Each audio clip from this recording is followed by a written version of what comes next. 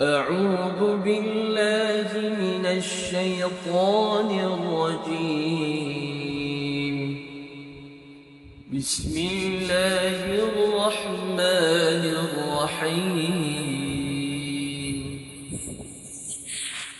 والتين والزيتون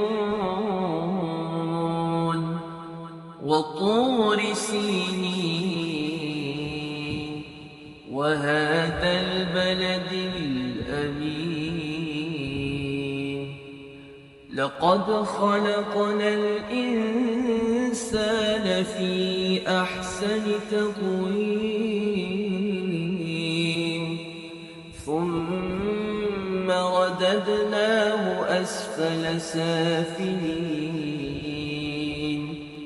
إلا الذين آمنوا وعملوا الصالحات فلهم أجر غير ممنون.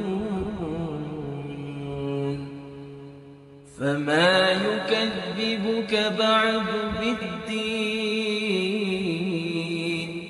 أليس الله بأحكم الحاكمين؟